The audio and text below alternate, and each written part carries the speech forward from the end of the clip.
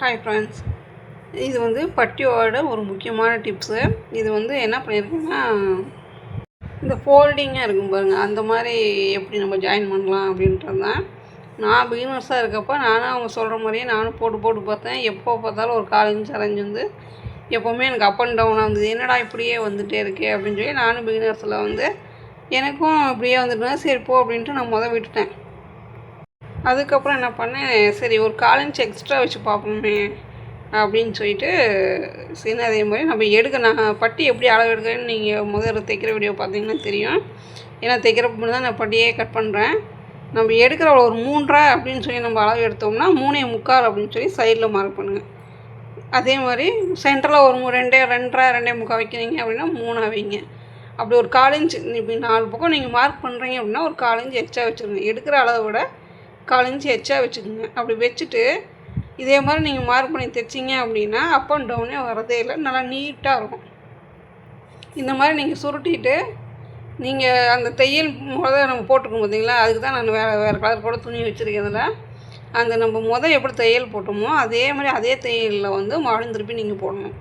அப்படி போட்டிங்க அப்படின்னா வந்து நீட்டாக இருக்கும்.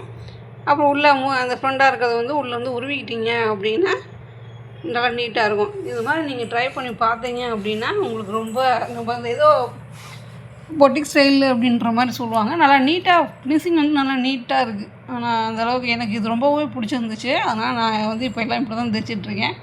ஆனால் நார்மல் இந்த சிந்தட்டிக் சேரீயோட கிளாத்துலலாம் வந்துச்சு அப்படின்னா நான் அப்படி தைக்கிறதில்ல. ஏன்னா அது வலுவலுன்னு இருக்குது. அதனால் ஃபினிஷிங் வந்து எனக்கு இதாக வரதில்லை. அதனால் இந்த மாதிரி கிளாத்து தான் முக்கால்வாசி இதே மாதிரி தான் தைக்கிறேன். அந்த சிந்தட்டிக் சேரீஸ் மட்டும்தான் நான் வந்து நார்மலாக தைக்கிறேன். இது பாருங்கள் எவ்வளோ நீட்டாக வந்திருக்கு அப்படின்னு. இதே அளவு ப்ளவுஸ் தான். இன்னொரு அளவு ப்ளவுஸ் பாருங்கள், இவங்களுக்கு தான். இந்த ப்ளவுஸ் பாருங்கள், நான் ஏற்கனவே தைச்சிட்டேன். இது ஃபினிஷிங் பாருங்கள் எவ்வளோ நீட்டாக இருக்குதுன்னு பாருங்கள். சைடும் எந்த ஒரு சுருக்கம் இல்லாமல் நல்லா நீட்டாக அப்படியே வந்திருக்கும். இதோட உங்களுக்கு என்ன டவுட்டாக இருக்குது, எப்படி நீங்கள் 1/4 இன்ச்சு எச்சா வச்சு நீங்கள் எப்படி தைச்சிங்க, எப்படி அப்போ மட்டும் அப் அண்ட் டவுன் வரலையா அப்படின்னு சொல்லி கேட்டிங்க அப்படின்னா நான் இதே ஜாயிட்டை திருப்பி நான் சைடில் தையல் போட்டு காட்டுன்னு பாருங்கள் எவ்வளோ நீட்டாக ஃபினிஷிங் வந்திருக்கு அப்படின்ட்டு பாருங்கள். அந்த சைடில் தையல் போடுறப்ப நான் கையை மார்க் பண்ணிக்கிட்டேன். கீழே போகணும் கரெக்டாக, ஏன்னா அதில் அப் அண்ட் டவுன் வரக்கூடாதுன்னு அந்த இடத்துலையே நான் ஊசி போட்டிருக்கேன். பாருங்கள் ஏதாவது அப் அண்ட் டவுன் வருதான்னு பாருங்கள். நல்லா நீட்டாக இருக்கும். அப்படியே வச்சு நான் கீழே வந்து மார்க் பண்ணி டாட் பிடிச்சிருக்கேன். அது சரி நம்ம வீடியோ எடுக்கிறப்போ கொஞ்சம் மிஸ் ஆகுன்றதுக்காகவே முக்கால்வாசி நான் கீழே டாட் பிடிச்சிட்டு தான் நான் வந்து அளவே இது பண்ணுறேன். பாருங்கள் அதுக்குள்ளே கொஞ்சம் லைட்டாக பெண்ட் ஆகிடுச்சு. பாருங்கள் எவ்வளோ நீட்டாக இருக்குது பாருங்கள். கொஞ்சம் கூட சுருக்கமே வராது, அப் அண்ட் டவுனும் வராது. இந்த மாதிரி பட்டி வந்து மார்க் பண்ணி தைச்சிங்க அப்படின்னா நல்லா நீட் ஃபினிஷிங்காகவும் இருக்கும். உள்ளேயும் பார்த்தாலும் பிசுறும் தெரியாது, நல்லாயிருக்கும்.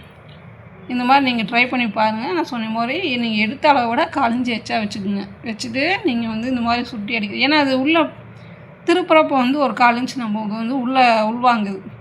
அதான் பிடிச்சிருந்தா லைக் பண்ணி